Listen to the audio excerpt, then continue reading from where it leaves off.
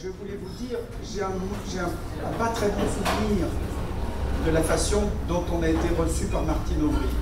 Et c'était d'autant plus surprenant que on avait toujours eu le sentiment que le Parti socialiste c'était un parti qui était assez proche des gens de la culture. Et vous étiez là, je crois qu'il y avait vous êtes une sorte des duettistes,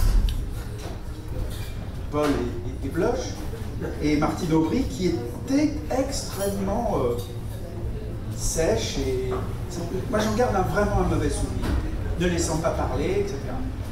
Et là, par ailleurs, je vous ai écouté durant tous les débats sur la loi Hadopi et je vous ai trouvé extrêmement brutal, voire arrogant, quand il était question de parler des internautes, de la liberté, avec une sorte de mélange, la liberté pour tous, la culture pour tous, mais en même temps, on ne peut pas imaginer une liberté qui se fasse sur la suppression d'une liberté d'un autre côté. Le téléchargement illégal, le non-respect des droits d'auteur, c'est priver les auteurs de quelque chose qui les rend encore un peu libres, surtout les indépendants. Parce que les indépendants, ils n'ont que ça. Vous avez dit, on va... brutal aussi dans la mesure où c'est une loi terrible, etc., etc. Quand on la regarde dans les faits, pour l'instant, personne n'a été encore en prison. D'une part. D'autre part, l'adresse IP, mais c'est un peu comme la voiture et la plaque d'immatriculation. Aujourd'hui, si quelqu'un prend votre voiture et va rouler à 200 à l'heure sur l'autoroute, c'est vous qui allez aller en prison si vous ne dénoncez pas la personne qui était dedans. Et c'est une loi qu'on a tous acceptée. Donc je pense comme on est en train de changer de paradigme, une chose est certaine, c'est que les forces du commerce, le cumul des positions, comme par ailleurs le cumul des mandats, tout ça, ça se ressemble, font que de plus en plus, un petit nombre de gens, d'opérateurs, décident pour la majorité. Et par ailleurs, quand vous êtes si violent par rapport à l'Hadopi, c'est aussi une façon d'encourager toute une génération à ne pas comprendre qu'un pianiste, ça ne se fait pas en quelques jours, un cinéaste, c'est pas en quelques jours, ça coûte très cher. Et les œuvres, ça coûte très cher. C'est pas juste de les télécharger. Il faut rappeler qu'il y a quelque chose là qui est de l'ordre du politique, du philosophique. C'est pas gratuit. La gratuité, elle n'existe pas. L'Internet, en ce moment, il est chaque jour un peu plus cher. Chaque jour un peu plus cher et ça ne va pas s'arrêter parce que là, ce sont les forces du marché et les forces des possédants.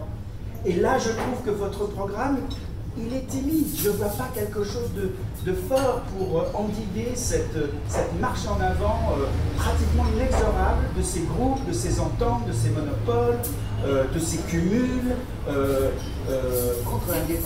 contre l'indépendance des artistes. On dit la diversité existe. Moi, j'ai eu l'occasion de rappeler, je l'ai rappelé l'autre soir à François Hollande qui avait l'air d'accord. J'en avais parlé. On en a parlé à Chirac à l'époque. Pendant très longtemps, on a parlé d'exception culturelle.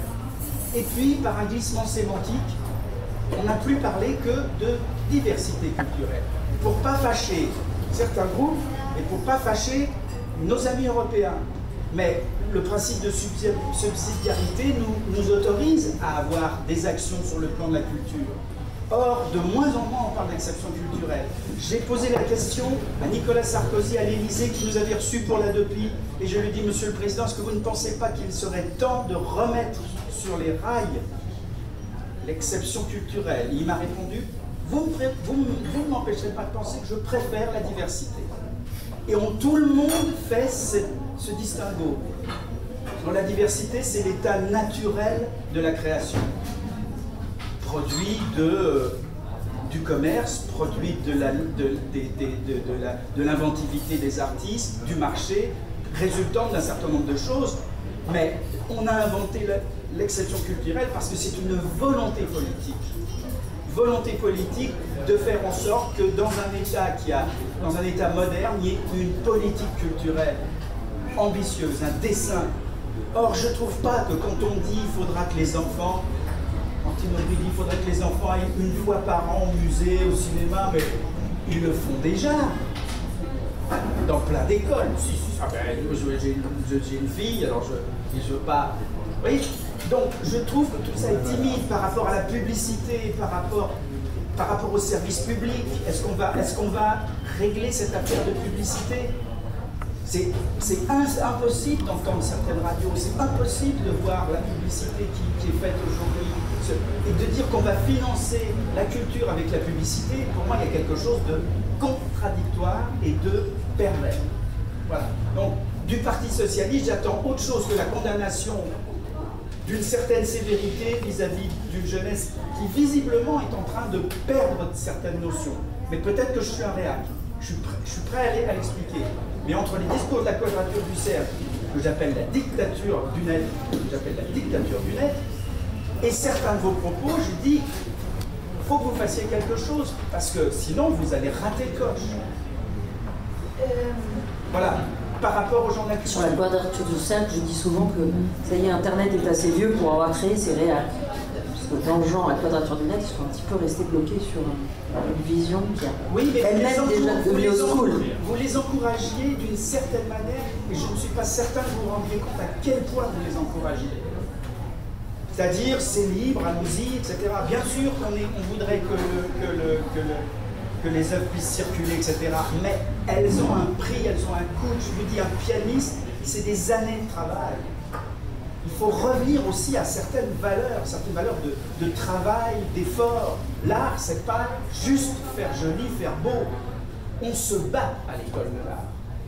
Et donc, on a besoin que les politiques se battent pour avoir une grande politique culturelle. Et nous, on a décidé, et à l'art, je pense que c'est quelque chose qu'on va faire, on va bouger pour que tous les candidats, on va les interpeller.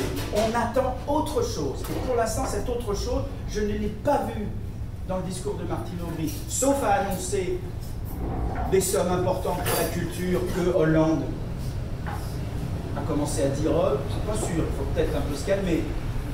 On va attendre ce que vont dire les autres.